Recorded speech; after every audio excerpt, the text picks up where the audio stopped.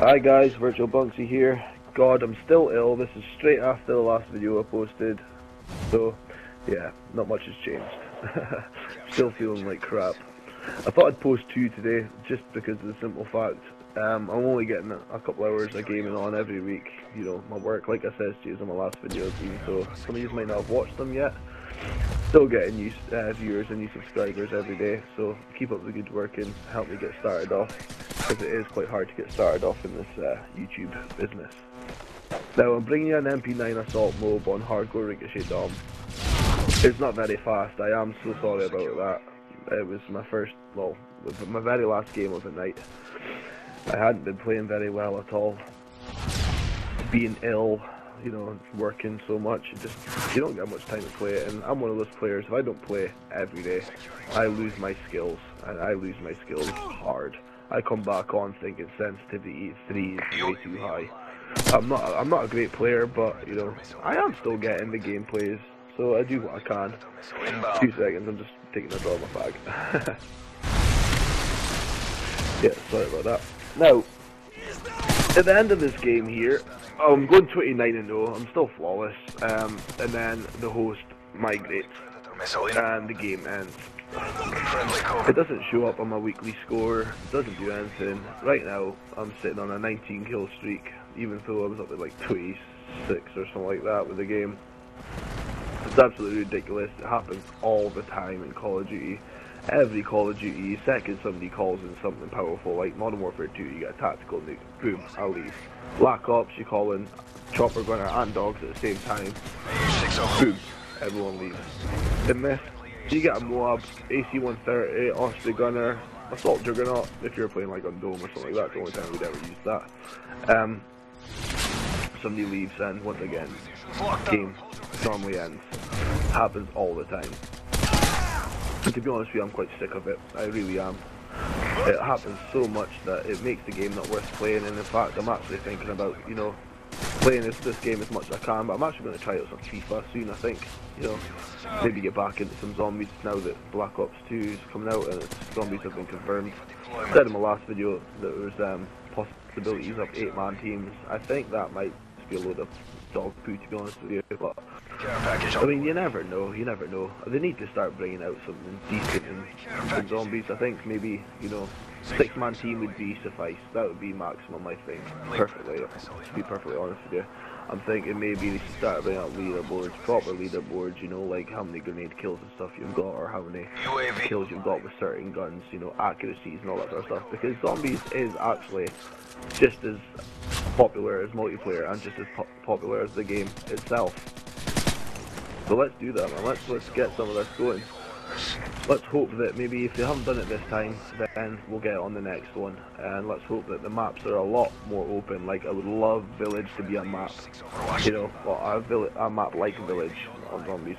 Now, I've been promising everyone videos, commentaries about me doing some random stuff.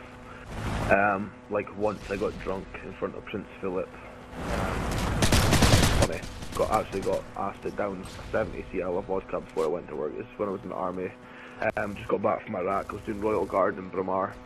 So I thought to myself, yeah, you know what, let's do that, let's do that. It wasn't very funny at the end of the day. I mean, it was quite funny. I was rolling around in puddles, bleeding at like 7, 8 o'clock in the morning, but, you know, being drunk in front of royalty is not the best way to go about your army career.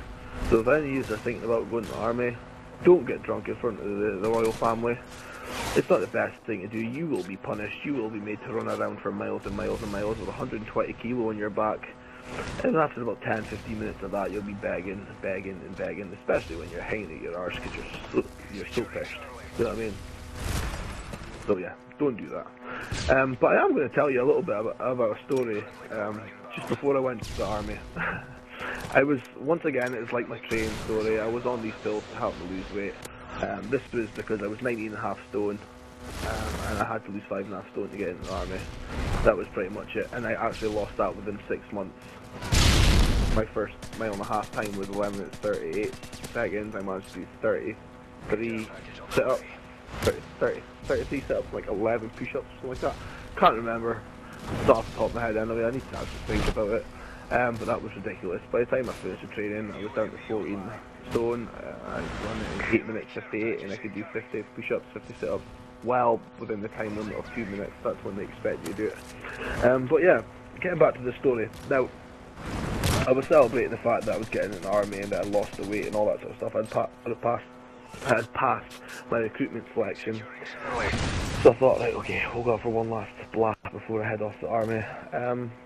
Me and my friends, my girlfriend's brother was there as well. We decided to get 5 litres of spirits and have a few drinks. You have 5 litres of spirits, you're not planning on having a few drinks, you're planning on getting absolutely mangled. So that's what we did. I drank a pint glass. If I can remember correctly, off the top of my head, it was vodka, Zambuca, tequila, absinthe and aftershock. That was all in 1 pint glass. Evenly mixed. I downed the whole thing. I ended up lying on the floor, puking everywhere.